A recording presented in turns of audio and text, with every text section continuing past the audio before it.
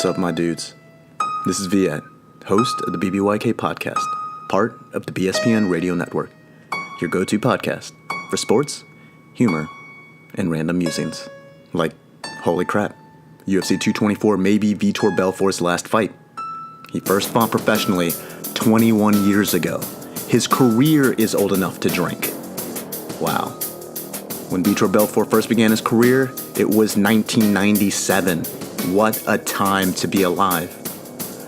Let us toast to the great year that was 1997. Let's have a toast to when the average gas price was $1.22 a gallon.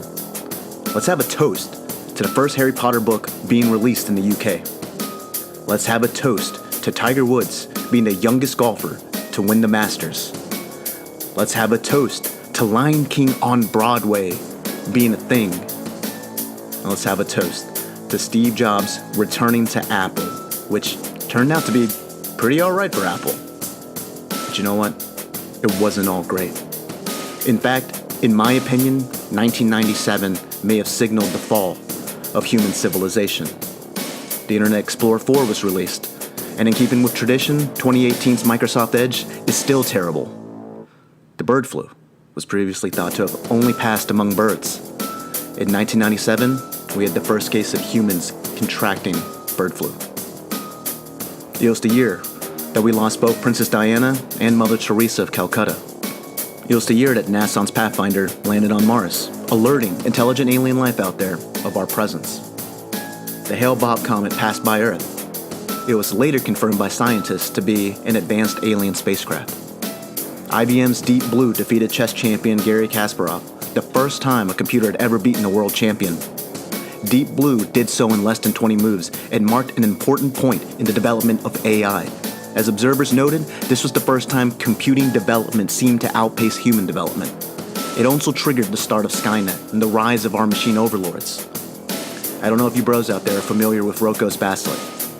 It's basically a thought experiment about the potential risks involved with developing artificial intelligence. Bros, Elon Musk warned us, read a book. The premise is that an all-powerful artificial intelligence from the future could retroactively punish those of us who did not help bring it into existence, including those of us who merely knew about the possibility of such a development. So perhaps we should all be preparing for our supreme robot overlords and or a major alien threat, like Jeff Goldblum warned us about in Independence Day, or like Jeff Goldblum was in Thor Ragnarok. Basically, since 1997, it was all downhill for the world, just like Vitor Belfort's career. And now, we are at the end of times, and we are forced to pick a side. So at this time, I'd like to take a moment and talk directly to Thanos, or the Terminators, or whoever it is that's in charge. And I would like to claim BBYK's complete and utter subservience to absolutely nobody. This is the United States of America, Thanos. Maybe having a ratchet horse-based ebony Maul be your lead general isn't the smartest idea on the planet Earth. But hey, you're a product of nerds and jewelry. How strong can your decision-making skills be? You better hope to thunder God that gauntlet of yours is equipped with a boomerang stone, you purple queef-faced bitch. I don't have time for your beta male agenda. I'm all about the cash money hose. And for some reason, I still got less followers than Mike Perry. Don't at me, bro. Now back to the podcast. We got a good one for you guys today. We're going to be talking about Mackenzie Dern's Bewbs. We're going to say bye Felicia to Yair, break down UFC 224, and remind Rio to stay classy.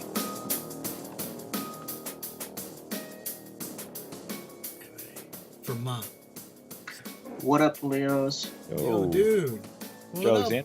Finally. Hey, And you got hooray, I'm video. here. And you got video. Man, this is hyped. This is hyped. I'm so excited right now. I'm so excited. We were gonna make fun of you for not having your own Skype handle. And here you are. With my own Skype With handle. your own Skype handle. Suck it, losers. What a beast. What a beast. What an adult. What an adult you are, Matt. We had all these jokes lined up. We had a bunch of jokes now. lined up. We had a bunch of jokes lined up, Matt. You screwed up half of our stuff. Half of our material was just you not having your own Skype handle joke. Yeah. Oh, how you doing? You have to look at these guns, bro. Doing great. Bam. Wait, can you Can't flex see real quick? that camera's cut off. Can you There you flex? go. Oh, Can you flex? okay, all right. Wait, all can you right. flex? Are you flexing yet? Wait, can you flex? I don't know. I can't tell, man. I can't tell. Oh, wait, my boobie. Can you flex first, Matt? I can't. Oh. Oh, wait. I think I just pulled a muscle. All right, we're just gonna get into it. Our UFC 224. I don't know how much of a breakdown it's gonna be. More of a chit chat, guys. How about a UFC 224 chit chat? I'm here with my two good friends. I'm gonna start with Mr. David BC Bridges. What's up, Dave? What's up?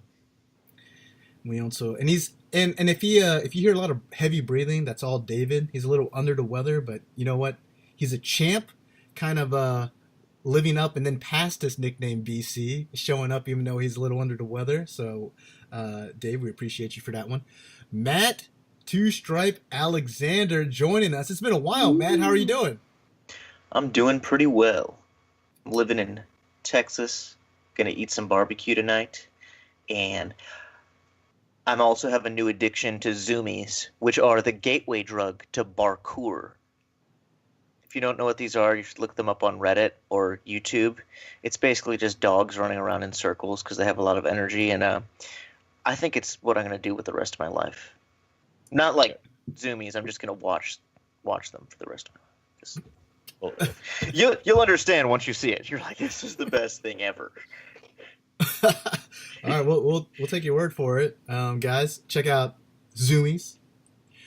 All right, we got UFC 224. First of all, before we even get into anything, I just want to ask you guys I get that there have been bigger letdowns. Obviously, the last card that we talked about with Tony Ferguson being swapped out like a million times before we got to Al Quinta. But has there ever been a bigger bait and switch than UFC 224? Like, this was supposed to be the Nunes Cyborg super fight, wasn't it? I mean, Cyborg to Raquel Pennington? No hate on Pennington. We'll get into that for a bit, but as we discussed earlier, obviously this is not the fight that fight fans necessarily wanted. No, especially after we've had a several week-long break from UFC fights, so you would think that coming back after almost a month off, they would have some epic, stacked card. And this is it's fine. It's fine for a pay-per-view. Yeah. It's fine. It's fine. It's fine. We don't hate it. It's fine, but it's not let's just say it's not a portal to another universe.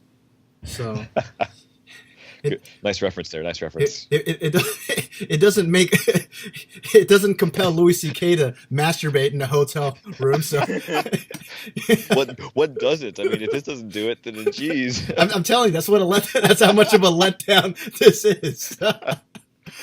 Actually, that whole scene from that show now has a whole new meaning to me. It really does. It really does.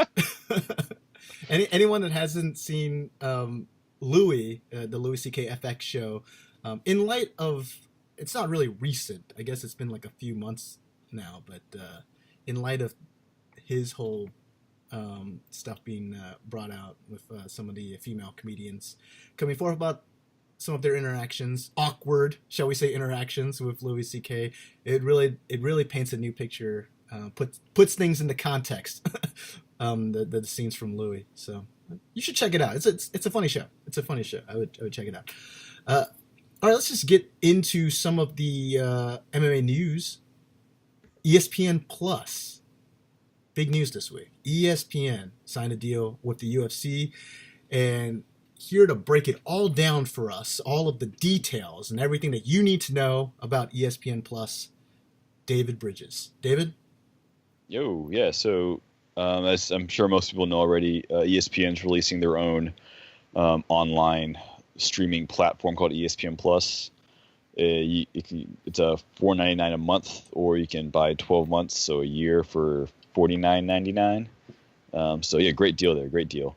And it has like a lot of, I guess, UFC, not UFC, other sports now. I think they stream like MLS games, and there's a whole ESPN library or whatever. I have not exactly checked it out, but the big news and the relevant stuff for us is the UFC and ESPN, or I guess the UFC and the Walt Disney Company, I should say, parent company of ESPN, just recently announced a 5-year deal where the UFC will put, I believe it's 15 fights a year on the ESPN Plus platform. And I guess the interesting thing here is we know that there's this deal between the UFC and ESPN. We know that there will be these 15 fights on the ESPN Plus platform, but we don't really know how this fits into the broader context of UFC shows. Does this cut down on the Fox cards, the FS1 cards? Does this cut down on Fight Night cards? What happens to, not Fight Night cards, sorry, Fight Pass cards? What happens to Fight Pass if the UFC is on this other online streaming platform? If fans are already paying for Fight Pass and they're already paying for, however many pay-per-views a year, and they're paying for the cable package for all the Fox and the FS1 cards, and now this is another $50 a year, that doesn't sound fun. But if this cuts down on, if these 15 fights, cut down on maybe a few of the pay-per-views, it kind of balances out that way. I just feel like there's still a lot to kind of be determined here, as far as the overall impact of the deal.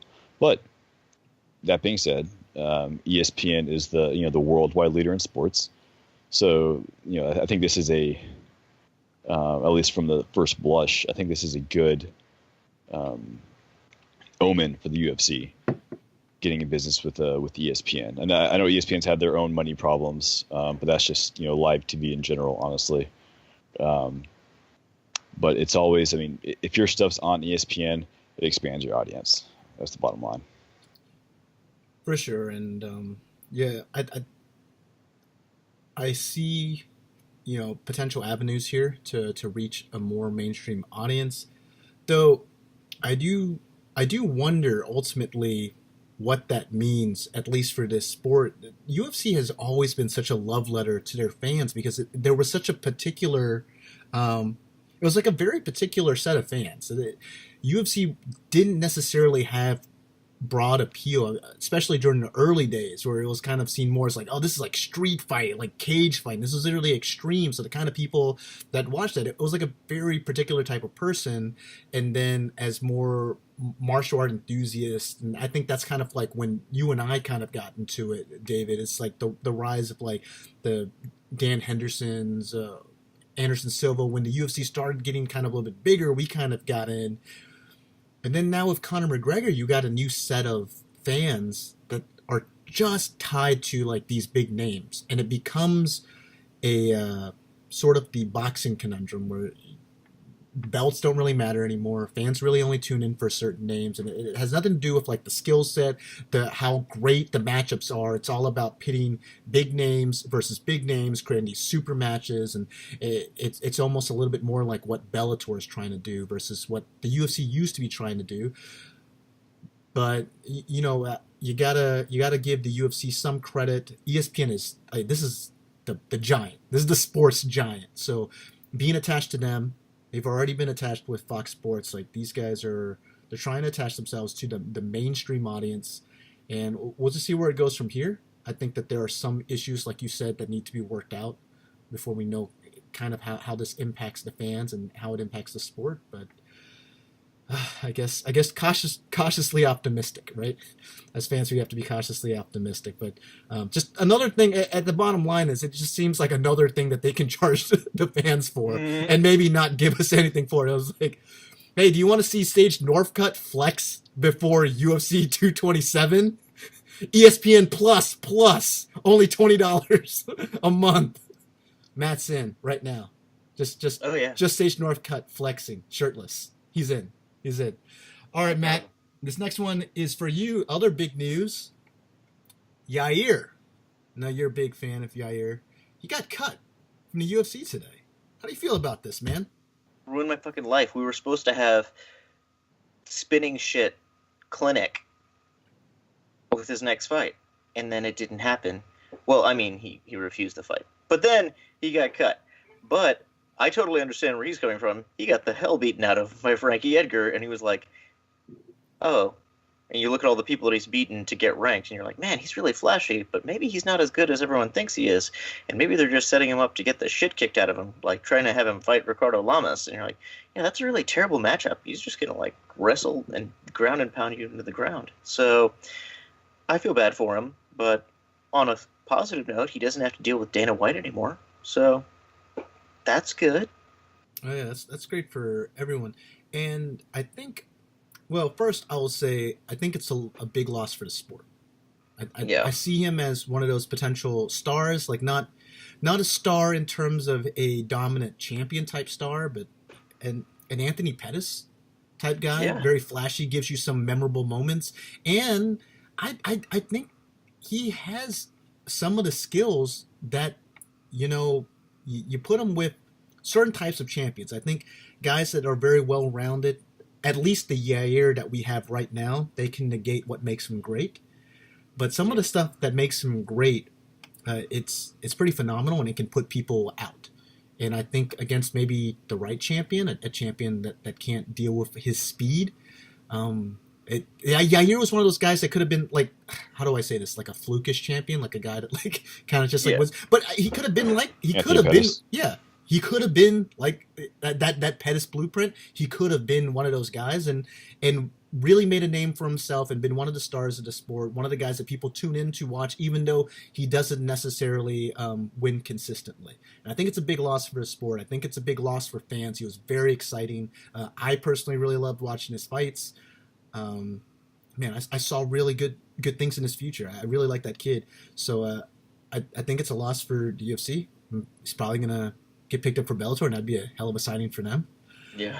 And just to bring up to, and not to be a conspiracy theorist or something like that, but David, you were saying he was also associated with the Spearhead union movement. Oh, actually, so I'm not actually sure if he was associated with Spearhead or not. I was just saying that it's you seem to have a much stronger movement amongst the fighters to either A, unionize, or just B, hold out until they get the fight they want, they get the paycheck they want. I mean, Ally Quinta did his thing, when's the last time Tyron Woodley fought? I know he's injured now, but you have all these basically fighters holding out. And you just wonder if maybe Dana just got sick of it and was like, okay, I'll cut a guy who everyone knows can be a star just to show you that, hey, I'll cut anyone. Granted, Connor's just like laughing over there, so... Yeah, there's no real punishment, because the bottom line is it's a money-making sport. And that seems to be the way it is across sports, though. Like, superstars always get treated a little bit differently than everyone else. But it's just a little bit tougher in a sport where you're not contractually obligated to fight anyone. You're just contractually obligated to fight. And it takes two people to sign the contract and agree to a match. And as fight fans, we love pushing guys, and we love it when the guys are like, anybody, anytime, like whatever, like the Cowboy Cerrone's. That's why he's such a fan favorite, because if you have a name on a contract and you put it in front of Donald Cerrone, he will sign it. It doesn't matter. Mm-hmm. You can have Matt Alexander on the contract, and he'll fight him. And that's a bad fight for Donald Cerrone. He doesn't know. Matt has some underrated ground game. And he bites. And I bite. I've only bitten like one person. Come on. All right, moving on. And in other news, in Stay Classy Brazil, or as I like to say, Kobe Covington warned us. A group of UFC employees were held up at gunpoint. You cannot make this up. Held up at gunpoint on a beach outside of their hotel in Rio de Janeiro. They were robbed of their wallets and their passports. So not only were they robbed, they can't leave the country. Oh. Which is honestly the worst part. I mean, geez, you're stuck there. No, it's kind of not funny. This is. I mean, it's kind of funny. It's kind of funny. It sucks, but it's kind of funny. Yeah. No, but like the whole aspect of this card, I should say, was supposed to have Colby Covington on it. And then this happened. Can you imagine if he was still on the card? What he would be doing? Oh, man. You know what? It doesn't even make financial sense. Do you know how much security they would have to pay for to keep that man alive in Brazil at this point? Chael Sonnen comes off like he was hitting them with it looks like a pillow fight versus what Kobe Covington's unleashing on the people of Brazil. He would have been relentless with this. Oh. No, I still love. I still remember Chael Sonnen. It was like, what was it? He was talking with Wanderlei Silva, and he was like, "You have to respect my culture and stuff." And he was like, "Dude, I don't get it. Why does Anderson Silva keep bowing to everyone? This is not a bowing culture. Yeah. If I bowed, someone would hit me in the head and take my wallet." And so you have to wonder, were these UFC employees, were they bowing? Note, do not bow in Rio. It kind of sucks. This is a bad look. Brazil. I'm talking to Brazil in general. Guys, come on, man. Stay classy. Don't do this. This is... let's just talk frankly. The UFC brings money into that city. And look, some theft here and there. It doesn't speak for the country in general. Obviously, there's a bunch of great people there. A lot of great fighters come from Brazil. That's why the UFC goes down to Brazil to celebrate that heritage. So it really sucks when stuff like this happens, and it also gives Kobe Covington a lot of ammo. All right, let's just get into this UFC 224. We're just gonna go straight to the main card, though. I do want to point out one fight on the undercard, Olenek versus Albini, only because we are on diaper watch, guys. What is the over under on Albini walking out once again in his diaper? If the diaper's not there on Saturday night, I will turn off the fight and not watch any of the rest of it. There must be diaper for me to tune into this thing. No, I that's not far from it. UFC 224, you owe us that much. And I mean, it better be Huggies, is all I'm saying. Huggies? Wait. Yeah. Oh, wait. You're not a Huggies guy? What is this? Huggies for life, bro. Wait, Huggies, bro. You're a Huggies guy? What? You're gonna say loves? Get out of the weak miss. I was just basement. I was just wondering what branding he was allowed to go for with the new position. I didn't know. I didn't know this was a Huggies family. All right, it better be Huggies. Yeah, it would be very disappointing if Albini did not walk out in a diaper. I was rooting for him so much in the last fight. And all jokes aside, he's actually a decent fighter. Yeah. He just looks silly. He just looks silly in that thing. All right, go ahead. I was gonna say it's especially the combination of the diaper shorts and his face too. It just looks like he kind of has a very young looking face. Yeah, so looks like a giant baby in there. Yeah. Yeah, I think someone tweeted out that he looked like Captain Underpants, and that was a very good tweet. I mean, lots of likes and retweets or what. Whoever came up with that, brilliant, very brilliant. I applaud you. All right, let's get on to the main card, UFC 224. The first fight, in terms of output, maybe the best fight, right? In terms of just balls to the wall action, Lineker versus Kelleher. Matt, I'm gonna start with you. What do you think about this fight? I think it's gonna be fun as hell. Two similar guys that swing for the fences, and that's it. It's just gonna be awesome. I don't know who's gonna win though. Feel like Kelleher's a little underrated. My first thought was yeah, Lineker's got this. He's a really high level gatekeeper of that division, but I don't know. Kelleher could take it too. I've heard that a few times now. It's interesting that you brought that up, that Lineker is a gatekeeper. I'm like, come on. It wasn't that long ago that he was fighting TJ Dillashaw for the belt. He's I don't know if he's quite gatekeeper status, but I do understand why he has that name. Okay, first of all, Brian Kelleher, I don't know why he goes by Boom. That's clearly the inferior of the two nicknames that he has. He needs to just go with it and stick with Whitey Mouse. Whitey Mouse was like, that was the best name. Brian Whitey Mouse. Dude, so I'm here to tell Brian Kelleher, you're never going to be a contender. You're never going to be a contender with Boom. Boom sucks. Go with Whitey Mouse. Go with Whitey Mouse. As far as the fight is concerned, Dave, you and I spoke before we started recording. We don't think that, like you have a 6 versus unranked, you kind of feel like, oh, this is, kind of throwing someone to the wolves here, like make them earn it. We were saying maybe you have star power at the top. You might not look at this weight class and go, oh yeah, tons of stars, tons of really good fighters or whatever, but it's pretty consistent. Like throughout the entire, like all of the ranked fighters are really good. And I think that goes beyond the ranked fighters. This is a pretty deep weight class. And so if Kelleher wasn't matched up against Lineker, he's going off of a pretty impressive victory against, I'm blanking on the name. Henan Barao. Henan Barao. Oh, yeah. Henan Barao. So he's coming off of a pretty big name and impressive guy. And I think that he was like, just a fight or so away of being a, number 10 ranked, number 9 ranked guy in division as well. And then I think that would more accurately kind of show how, like, the two fighters. This is a very close fight. I think, Matt, you hit the nail on the head. I think this is a close fight.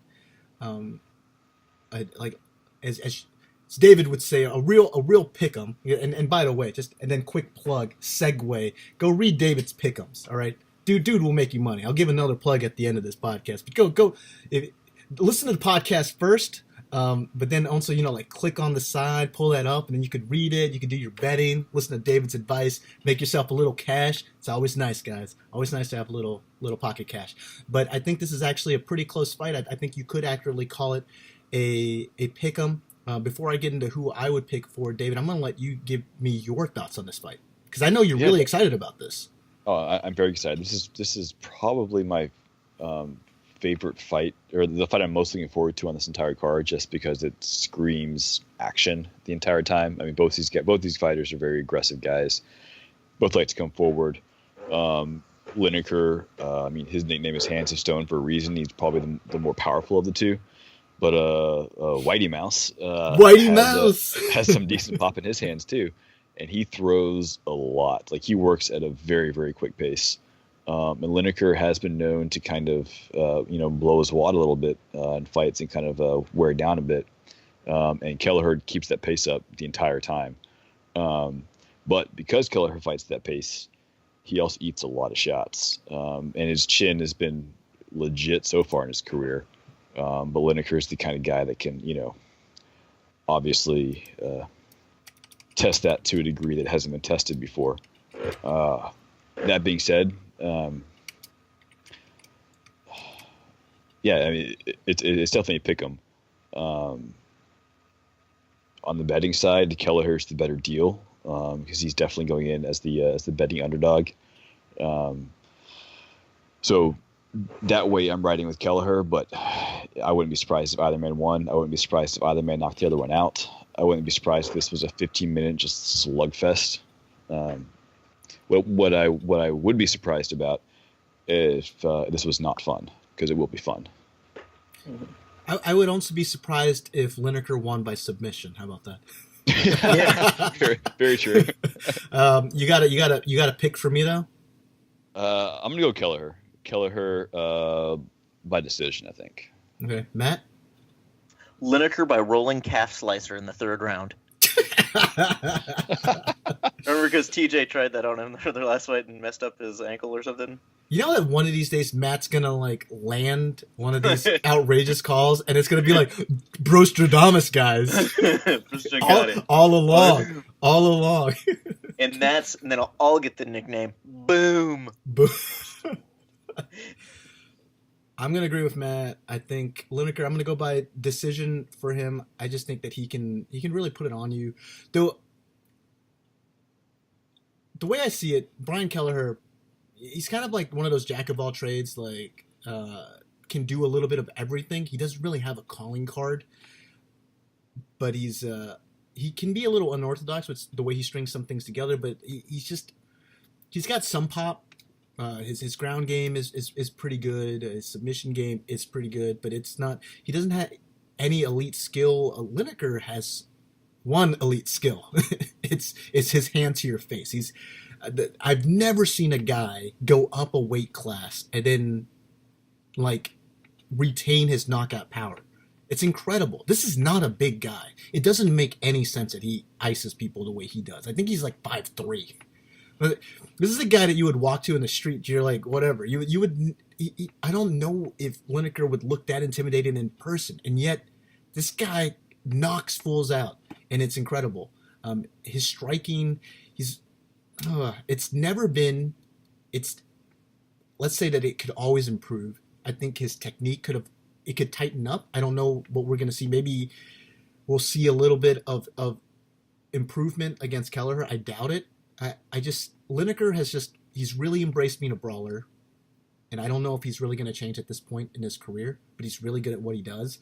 Lots of output, very exciting for the fans, and he's got knockout power. I think at this stage in his career, I have him just slightly above Kelleher. I think he's going to win by decision, but I think I think he can really impress some people even with a loss here, and I like his future as well. He's got a lot of skills. This next fight, oof. So, Bellator fans are so excited about this fight. Heavyweight Grand Prix. 2007 is so excited about this fight. Vitor Belfort versus Lyoto Machida. Oh man, geesh, how to start with this? I don't know. So I'm gonna throw it to you, Matt. Vitor Belfort, Lyoto Machida. Break it down for us. Lyoto Machida is gonna attempt to crane kick him, but he's gonna miss, but hit him in the stomach. Vitor is gonna be so old and incontinent, he's gonna crap himself and get disqualified.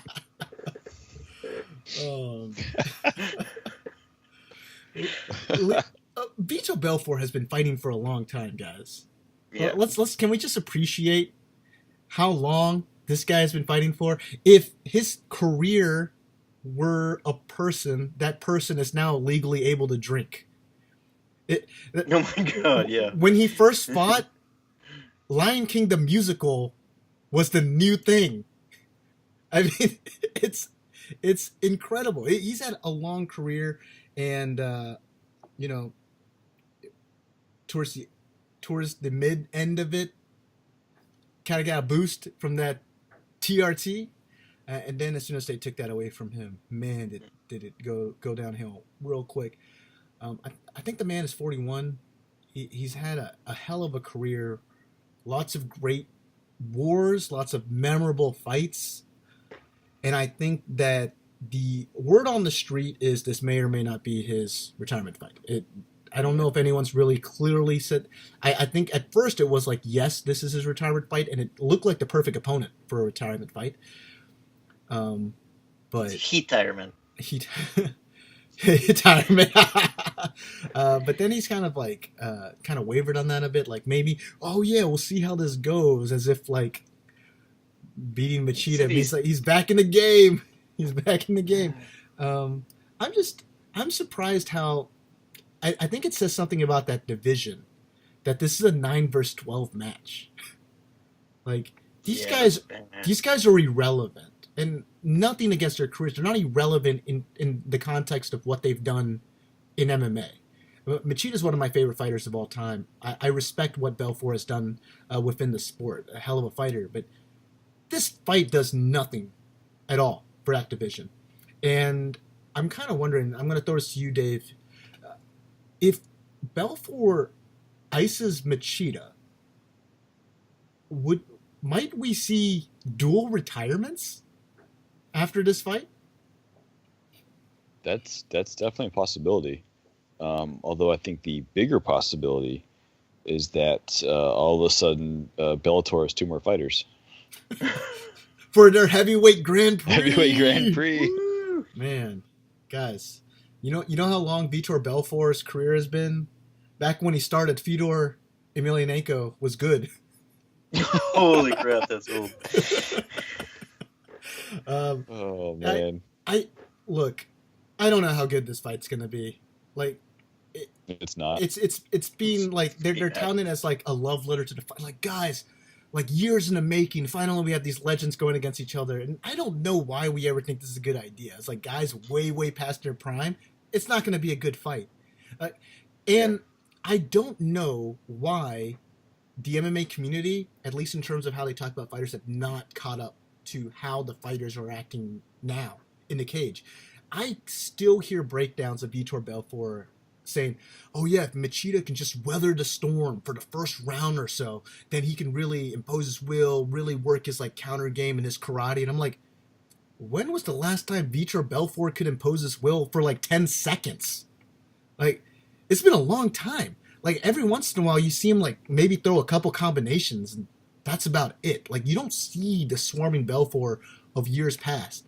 That's just, and he's not coming back. He's not magically coming back unless he injected himself with a shit ton of TRT before this fight. And I think stylistically that means that this fight might really suck, because Belfort, without TRT and without his swarming style, has really become just a counter striker, like waiting to land that knockout shot. And Machida's always been a counter fighter. So we have like 2 slower guys that are just waiting for the other person to do something first. It might be terrible. Yeah, it might be a candidate for like worst fight of the year. Now, I'm hoping we're wrong and we just see like 2 dudes like go at it, but I mean, I doubt it. Though, I mean, if I'm breaking this down for real, what I think will actually happen, I still just think Machida at this point in their career has a distinct striking advantage, and I don't know if he can put Belfort away, but I don't know how much of a chin Belfort has left, and I think Machida can just like time him and get one of those like kicks and Dunskies. Maybe try to recreate that Anderson Silva front kick, but I don't know. I don't know how good this fight's gonna be. Do you guys have anything else to add to that? Machida's just gonna outpoint him with like kicks from a distance, and there's gonna be like 1 or 2 moments where Vitor comes forward with a flurry, but it's not gonna be that impressive. And then he's gonna lose. He's gonna lose. Yeah. I definitely agree. It's gonna be 15 minutes of not much happening, and Machida will win a decision based on outpointing, landing, 5 strikes around, and it's just gonna suck. And then the adrenaline rush of being in Rio and having the crowd cheer for him. He's going to say, you know what? I think I have one more title run in me. And then Belfort, like, having just, like, gone through everything and, like, not really being into it. It's like, yeah, me too. If this is a love letter to the fans, this is why, like, casuals or people who don't watch MMA, they're like, this is so gay. What are they hugging? And you're like, see, this is why we can't have nice things. All right. The next fight. All right. I also want to throw this out there before we really dig into this one, but our good friend Tyler Doperito Dollinger texted me before this. He's like, I'm really unsure about a lot of fights on this card, but this one, for sure, lock. Mackenzie Dern. Easy money. All right, well, yeah, because she's like 1,000 pounds heavier. Let's just get into this. First Stop of all, fat shaming, Matt. I am very. Make yourself throw up. I guess I'm just a little bit thrown by how much hype Mackenzie Dern has. Like, it's a little incredible for me. She has a huge fan base, and it's I don't know where it comes from. And then I was like talking with my wife. So here's my theory, guys. It's a very interesting theory. You're gonna have to really follow me down the rabbit hole on this one. We're gonna get like Joe Rogan deep on this one. We're gonna get like Eddie Bravo, like look into it deep. Look into it, bro. On this one. Guys, listen to my theory. This is why I think the UFC is pushing Mackenzie Dern, why Mackenzie Dern is so hyped. Boobs. I would add another asset to that. Another Go ahead. Ass, yeah. No, I think it's girls thick, bro. I think that's what it, and it's like thick, THICC. Guys, let's just clarify. 4 C's. 4 C's. I think it's what it comes down to. I think most female fighters, like it's. I don't know if you're familiar with the female anatomy, like some of you nerds out there thinking it's like bags of sand.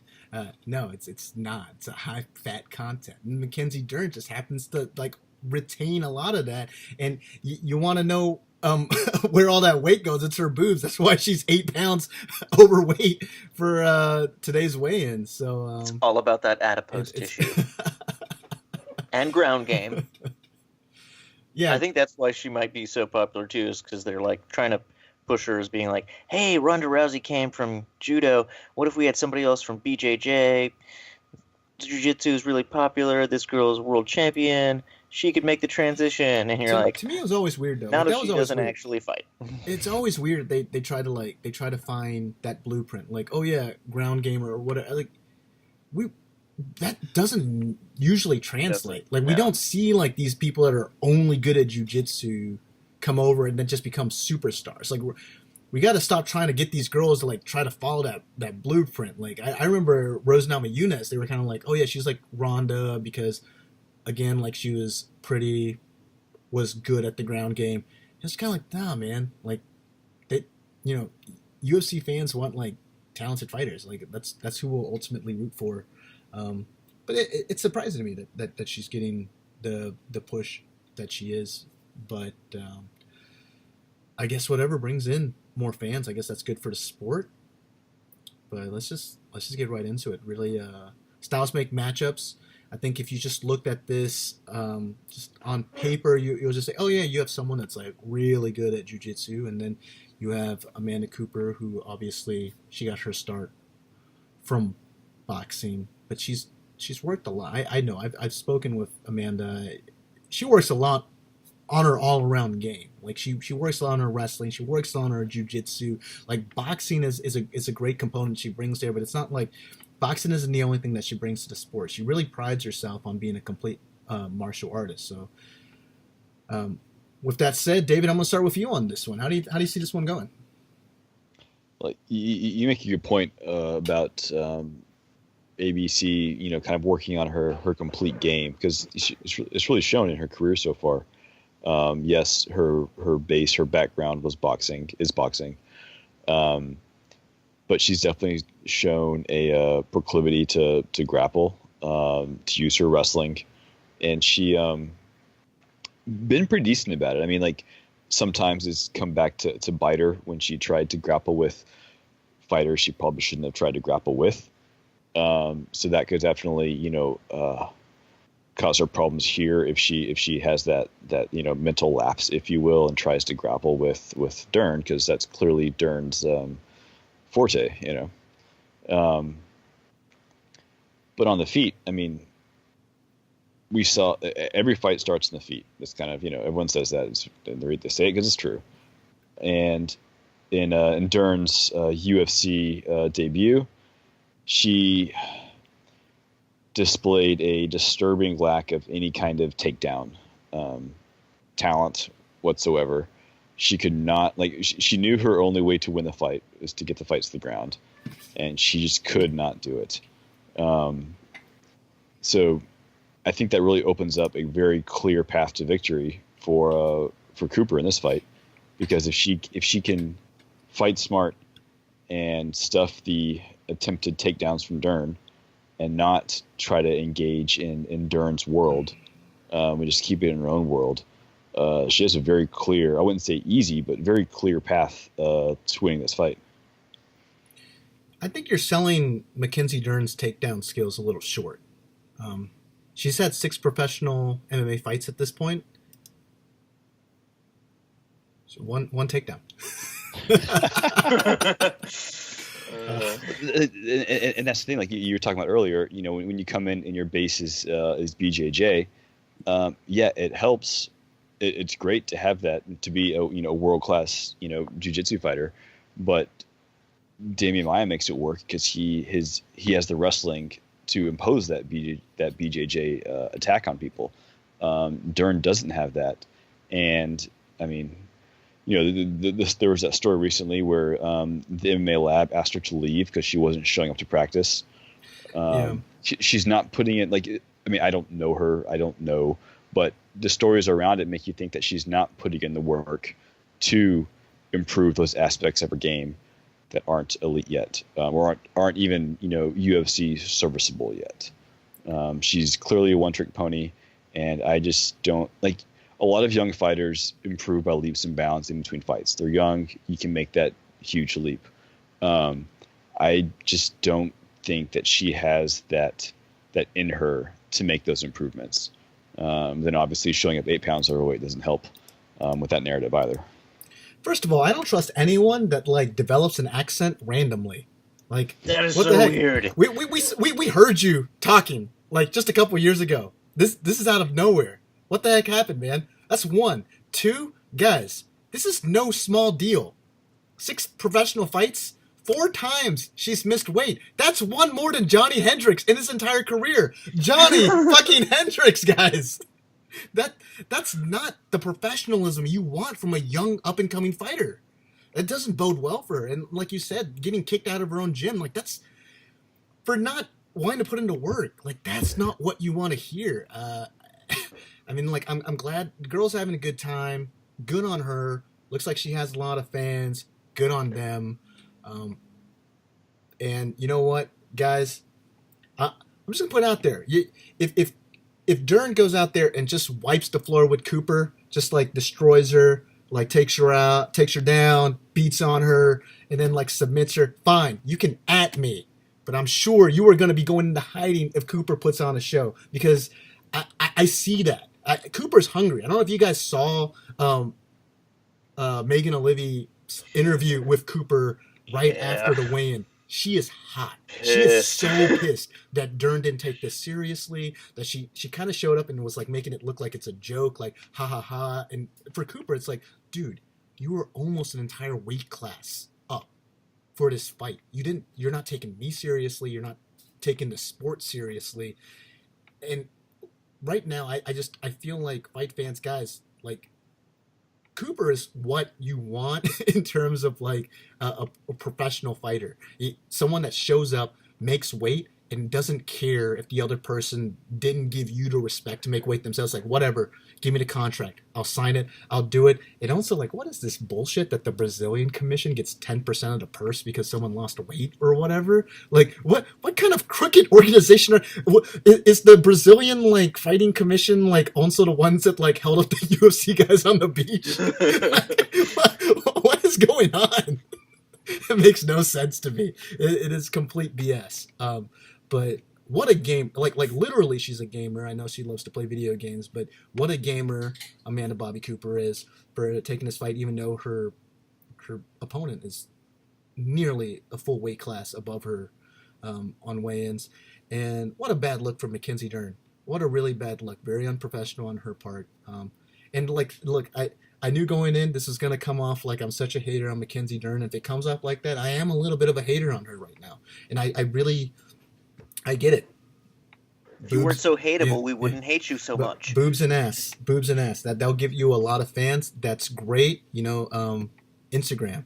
That's your thing. The UFC though, that's a whole other animal. You got to show up. You got to fight. It's not easy. So we'll see. Now, if Dern can kind of apparently not care and not practice and take on someone like Amanda Cooper, who I know put in the work, has been working really hard to improve her game and beat her, then it, I think it's one of that analogy, we brought up, David, for baseball. You got 2 guys that run to first base, and one guy is just running horrible, sloppy, arms all over the place, knees look like they're buckling and makes it. And then another guy, smooth strides, running just a perfect way, textbook stride. And they both get to first base at the same time. You take the janky runner because you feel like you could coach them up. You can give them you could teach them that work ethic. No, I don't think you could teach work ethic. I think that comes from within. But maybe you think like you could coach them that technique and all of that stuff, and then they would beat the person with perfect technique because they were already as good as them. So, it could be that the hype is real. Mackenzie Dern really is a special talent. I've seen some of her jiu-jitsu highlight videos. I know her jiu-jitsu is legit. No question about that. But this isn't a jiu-jitsu tournament. This is mixed martial arts. She's got to take the fight to the ground. She's got to have some type of striking that can at least make a legit boxer in Amanda Cooper have to respect that and have to do something else and potentially get into that clinch range to set stuff up. And man, that what is this? Let me look at this, guys. 16% takedown accuracy. I mean, that's just not going to cut it, guys. It's just not going to cut it. So we'll see. We'll see. Like I said, I've got a bold prediction for that one. Go ahead. Amanda submits Dern. No, go ahead. Boxes her up for 15 minutes straight and then loses a split decision because it's in Brazil. I'm not sure how bold that is, Matt. That sounds pretty likely. That's pretty likely. Dave, you were calling Cooper decision? I am. Yeah, Cooper by decision. Yep. All right. Yeah, I got to go with my girl, Amanda. Just because we don't like you. You Dern fans out there. You Dern fans. She's going to win, and then we're just going to forget about this episode. Next episode. David, I've been saying all along, Mackenzie Dern, so talented. I just really like this young fighter. I love her spirits. I love the way that she shows up 8 pounds overweight. I mean, girl is thick. TIHC. C. That was for you. The 4C was for you, Matt. All right, this next fight. All right, if Lineker or Kelleher was David's most anticipated fight, I think this is my most anticipated fight. Anyway. Yair Souza versus Kelvin Gastelum. A lot to get into here. You want to talk about how much of a non-factor Belfort and Machida is for their division? This is a huge deal for the middleweight division. Souza and Gastelum does a lot to shape the landscape for middleweights. So we're just going to get into it. David, I'm going to start with you on this one. How do you see this one going between Yair and Kelvin? This one's very, very interesting to me. Gastelum has kind of made a name for himself by beating up on Brazilian legends. and Yair is one that he has not yet done that to. And we saw, Whitaker versus Yair, a young, fast, strong striker, kind of pieced up Yair for a bit there. And Gastelum has a lot of similarities to Whitaker, but Gastelum should be welterweight. So he's not going to have that size that Whitaker had when he laid the hurt on Yair. And then if you look back to Gastelum's fight against Weidman, I think that lack of being an actual middleweight, I think really showed in that fight. Weidman was able to kind of impose himself on Gastelum in ways that I don't think he would have been able to do if Gastelum was actual middleweight size, if you will. This is tough because you have that aspect of it, but then you also have the aspect where I'm not really sure where Yair's chin is at this point. And Gastelum has clearly laid the boomstick on a number of legit UFC fighters, and he can do that to people. He likes to pressure that way. I don't know. It's a tough fight to call for me, but I feel like because of the style matchup and because of the size disadvantage and Yair's still, at this age, athletic ability, I feel like I have to lean Yair here just based on that. But I don't know. I'm not 100%, locked into that, honestly. All right. Well, I let you go first, so you don't have to make a strict decision on your part, a strict pick on your part right now. I'll go back to you later after we kind of wrap things up, so you can change your mind for sure. We're gonna get to Matt in a bit. I'm gonna give my thoughts real quick. and I'm just gonna throw this out to you guys, but like, do you not feel like Souza now in the later part of his career, he's kind of morphed into a Brazilian Hendo. Like you know his ground game is really good, but his striking game is essentially just that power right, and everyone games for it. Like to me, Souza doesn't really mix it up anymore, and he really telegraphs his right. And like, look, if he touches you with it, it's like Faraz Sahabi said with Conor McGregor's cross. It's the touch of death, right? Like if he touches you with his right, you're probably done skis. But everyone knows that's what he's gonna do, and everyone knows that his jujitsu and his jujitsu is it's an aggressive style of jujitsu. Like his wrestling is really good. It's very aggressive. It's not like it's none of that. Like I don't know, Matt. I don't know. Are you a big fan of Ortega? I can never tell. From you. He's a big fan of Ortega. Nothing like your boy Ortega, right? Like this is a very offensive jiu-jitsu. It's not more of a like kind of bring you into that spider web and wait for you to make mistakes and capitalize. This is more of a forcing it on you and breaking you down and then taking you and then sucking the life out of you. It's a very aggressive form of jiu-jitsu. He'll come at you. He'll get on top of you. He'll gain dominant position. He gets to mount very quick. And this is where I find it kind of tricky with Gastelum. And Gastelum, I had another analogy. I don't think this is as good. But in some ways, maybe not as skilled, not as dynamic, but I kind of see Kelvin a lot like a bigger Frankie Edgar. He's got that great wrestling background. His boxing has really improved, and he's got great footwork. He's always undersized for his division, and he's undersized for this division, but like even if he went down a division, seems undersized for that division as well. And they're these small guys, stocky build, but like freakishly strong, so they can like kind of hang with the other guys. But they kind of make up for their lack of size with just that speed skills mantra. They got speed. They got speed for days. He's got and Gastelum's got that. He's got speed. He's got quick footwork, and so I like that for Kelvin. The one thing that I find a little tricky for him, I think he's a little cocky when it comes to his wrestling ability. I think he believes, and I like that about the guy, but he believes he is so good that he doesn't necessarily do the same things that other people would to defend takedowns. He almost kind of lets people get in close because he feels like, dude, I got quick hips. I can get down really fast. I can reverse this. Like wrestling is mind game. So if you want to come in close, if you want to try to take me down, that's ending poorly for you. And I don't know if that's a good recipe against a Jacare Souza, who's very talented wrestler himself and has the size advantage and could potentially put Kelvin on his back if he lets him get close on his hips like that.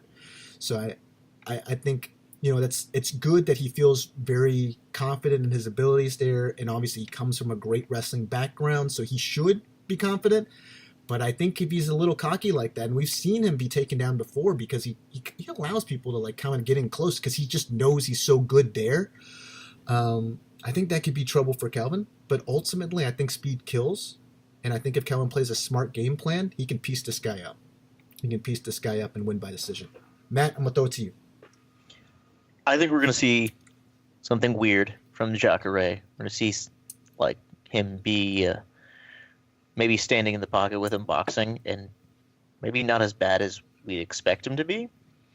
I don't think he's gonna stay there forever because that's a really bad idea. He does not have the advantage there, but I think he might show us something. Ants. Kelvin has really good takedown defense, but I also think the size disadvantage is gonna show, and if he gets taken down, he's probably gonna take a severe beating and or get submitted. Well, I think it's gonna have to.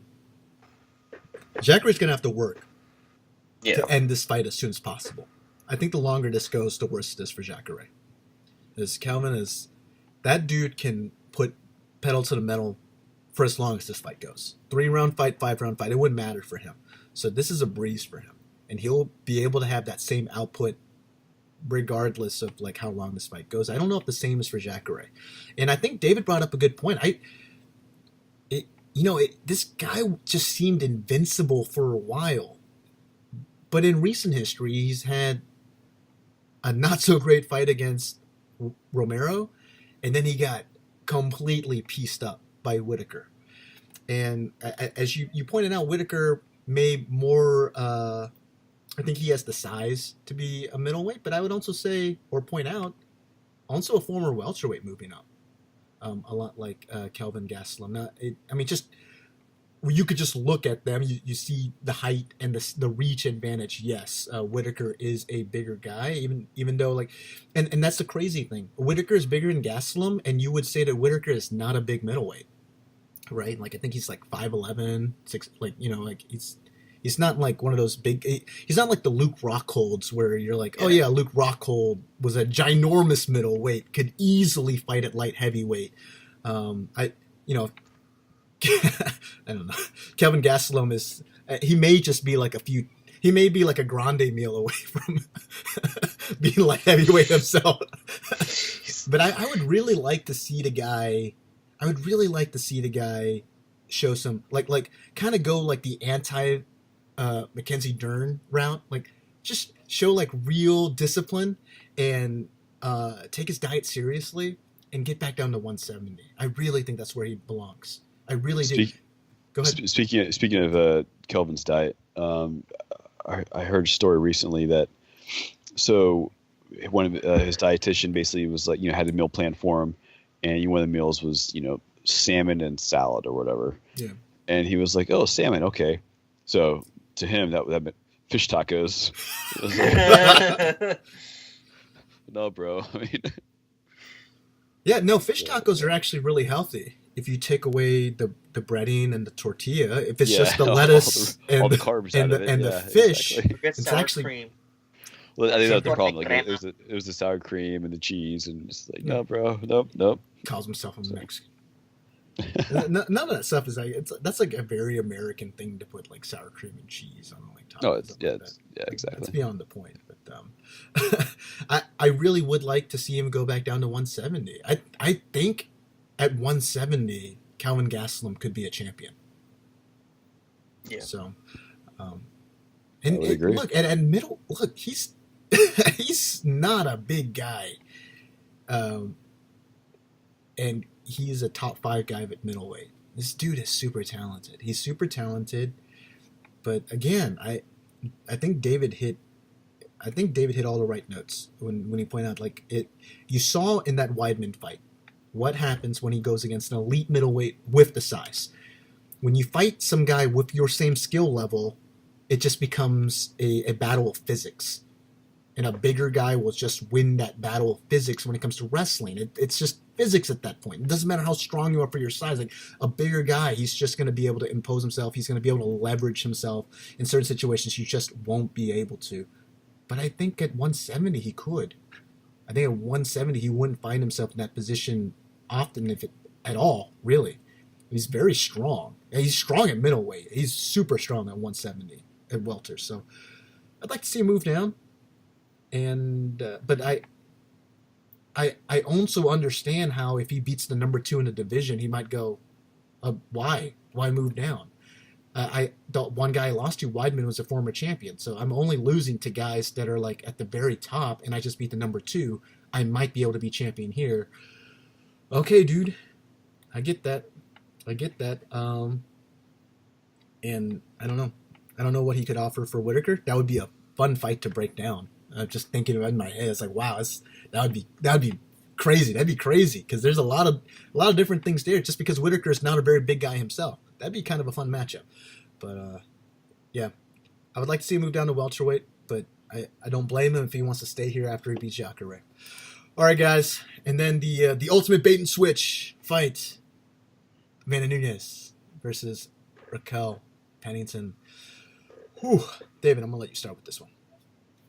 Well, I think the best thing to say about this fight is that yes, we have a dominant champion, I guess, in Amanda Nunes, But I do recall. So Pennington's nickname is Rocky, and I mean, there's a whole series of movies about someone named Rocky, picking off dominant champions. I guess only one of them actually picked off a dominant champion. Yeah. Anyway, I never heard of this. What's this Rocky business? Let's see. He lost the first one. He won the second one. He won the third one. Won the fourth one. Won the fifth one. We don't talk about the fifth one, Matt. We don't talk about the fifth one. Shut your mouth. It's like the 13th floor. Never happened. There's also Rocky Balboa, which he lost by split decision to a guy like 40 years younger than him. Yeah. Oh, what was it? Was this Mason Dixon? Gosh, that was bad. That was so bad. But Creed made up for that. Creed was legit. Creed was a beast. Is there going to be a Creed 2? Yeah. I thought I heard, yeah. This is making Creed 2. Let's talk about Creed 2. Creed 2 is Creed 2 would be a better movie. And the fact that we're talking about Creed 2 says all we need to say about the fact that the main event of this card is Nunes versus Pennington. But honestly, I mean, Pennington was a legit fighter. She is, first of all, extremely tough. Second of all, she's very well rounded. She has a pretty solid meat and potatoes kind of game. I just don't think that's enough for someone of Amanda Nunes's caliber and athleticism. I think Nunes is just better everywhere, and then she's also just physically stronger and way quicker and way more powerful. So I don't know. I feel like there's not really a whole lot to break down. Matt? Exactly. Nunes is going to beat the fucking piss out of her, and it's not going to be close. Is that your technical breakdown? Yes. Beat the fucking piss out of her. That's why Matt gets paid the big bucks. I mean, ESPN should hire this man. At least I'm not Jamel Hill. Oh, burn! We're gonna have to cut that. All I know is Fox Sports 1 pays Skip Bayless like $1 million contract. I'm like, dude, Matt would be way better. Matt would be way better. And ESPN's pays Stephen A. Smith, so. And yeah, you also have, what's it called? This was supposed to be the Cyborg super fight, because they said the last 3 Brazilian cards with a headliner, like champions headlining, all the Brazilians got the hell kicked out of them. I forget now who it was. I mean, Aldo was one, and then there were 2 people before that. Well, yeah. But Nunes is not going to lose to Pennington. She's going to crush her. Pennington is weird to me. Like her place in the division is odd. And I mean, she hasn't fought in like 2 years. Her last fight was that fight against Miesha Tate. When Miesha Tate's that was her last fight when she retired after that fight, and it was just. I mean, it's just strange. I guess like she knew her worth. She wanted to hold out for a title fight, but I haven't seen like too much. Like, okay, wins over Betch Correa. That's cool. Elizabeth Phillips. I mean, these are decision victories. Like she won a split decision over Correa. So like even if like she was doing this recently, you'd be like, okay, like maybe that deserves a title shot. And I get like this was the best matchup they could put in, without Cyborg, but man, it doesn't seem like the resume of a contender that could, actually beat Nunes. And there's nothing else for me to add that you guys haven't already said. And Pennington, let's. I think everyone's just gonna kind of say the same stuff we are, like clearly overmatched. Let's, talk about her game real quick. A forward pressure fighter.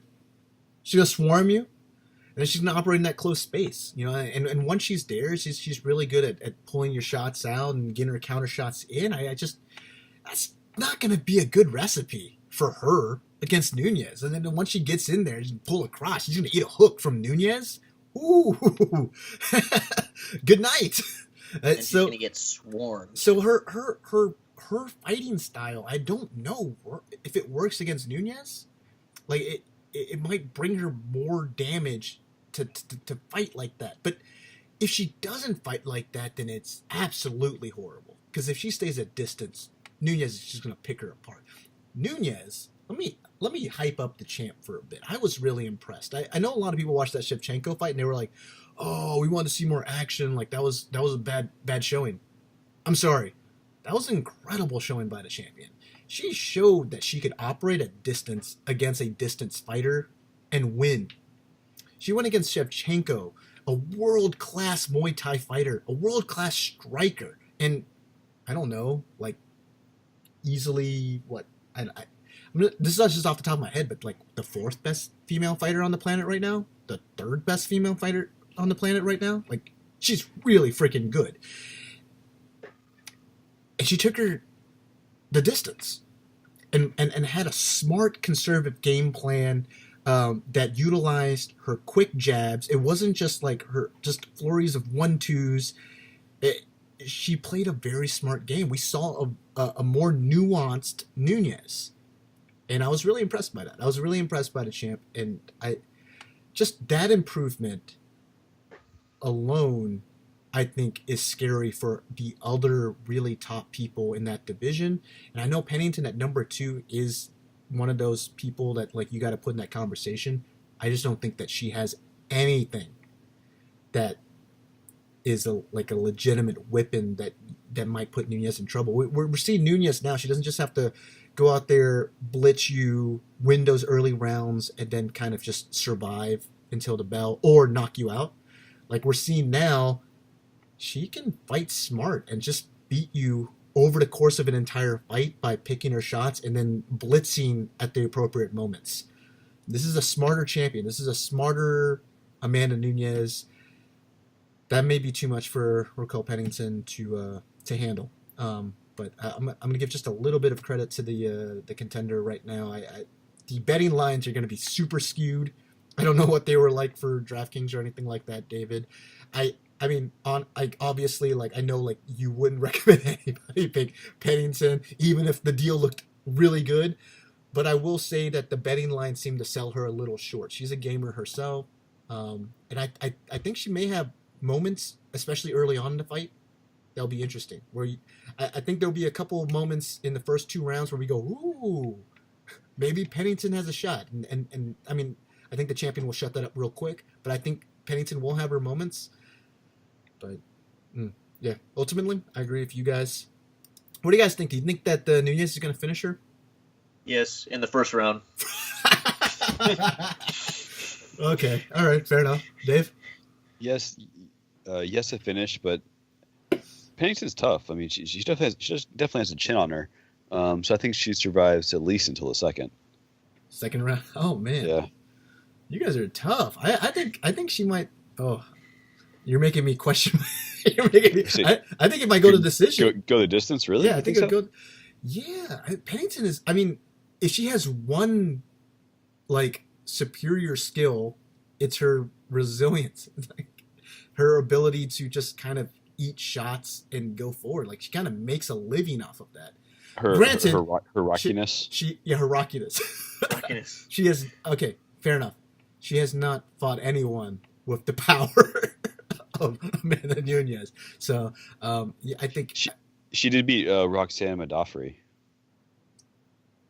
Oh yeah, that one. I remember that. Oh yeah, that's one of like Matt's like top highlight reel 200 favorite fighters. 200 female fighters.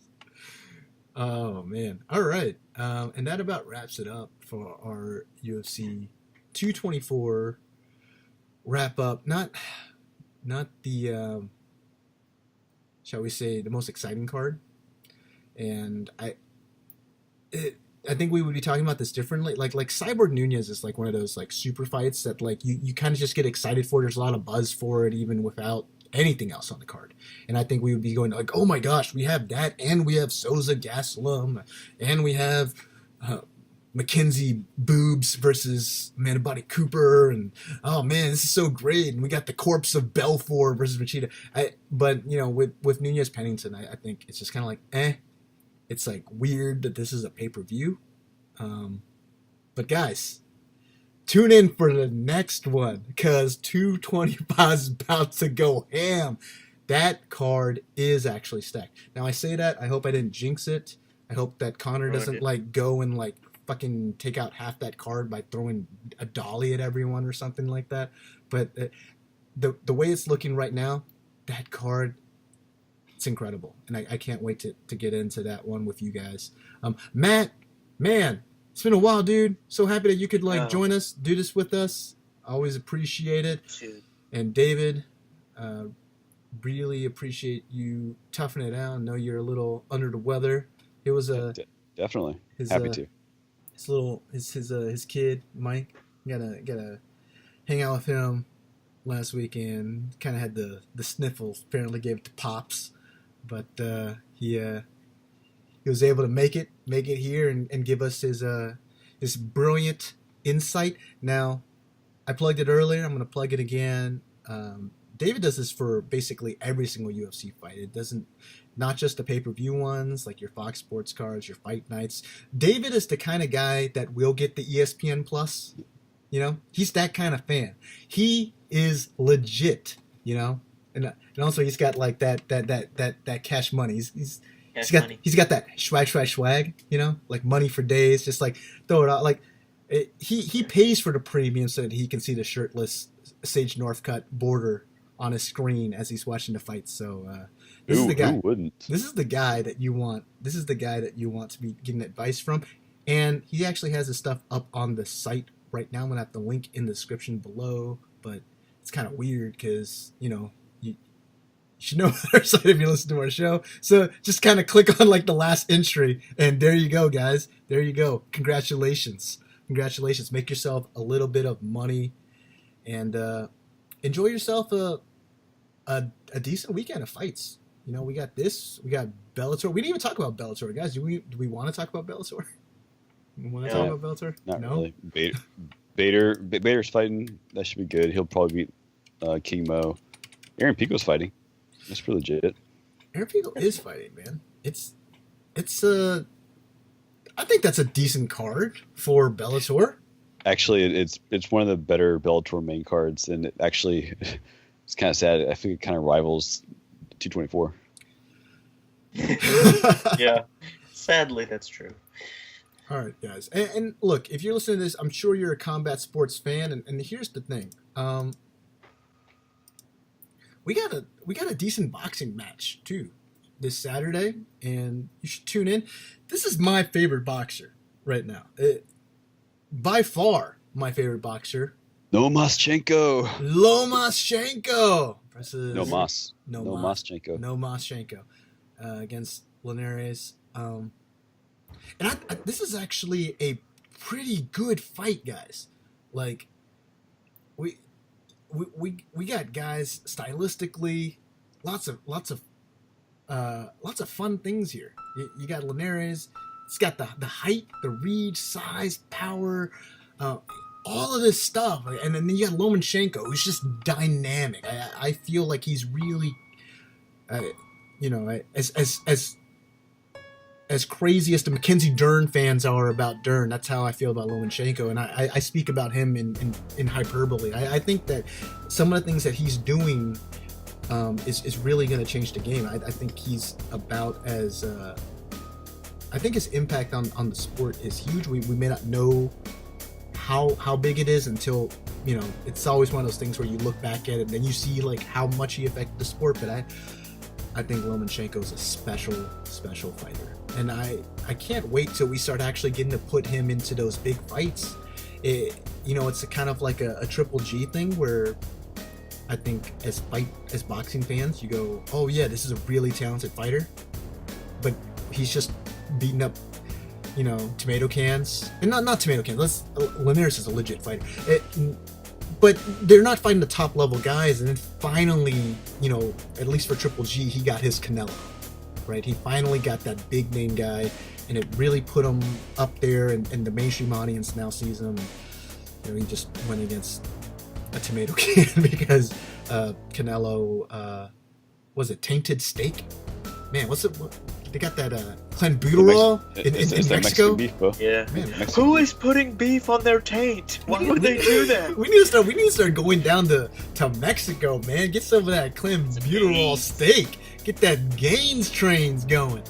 Dang. So yeah, fight fans. Awesome weekend. Go check it. I think that Lomachenko fight's actually pretty early, and it's gonna be on ESPN, so it's free. I think it's at 8, so check that out on ESPN. Then you gotta switch over, catch some of that Bellator stuff. It's pretty nice. Get your swag on, get your buzz on. Then you get to switch over to UFC, and you know what? You won't be that disappointed because you'll be drunk. And then you'll be like, yay! Oh man, who are these two old guys that aren't doing anything? And it's like, it's Machida and Belfort. They used to be pretty good. But they're both retiring after this fight. Belfort will knock out Machida, and then they'll both retire. Calling it right now. Calling it. All right, I think that's about it. Yeah, you guys have anything else to add? Just happy Mother's Day to all the moms out there. Oh yeah, that's right. Happy Mother's Day. Happy Mother's Day. Happy Mother's Day. Make sure you call your moms on Sunday. Yeah, seriously. A bro. Don't tell that to Peter Quill. Aww.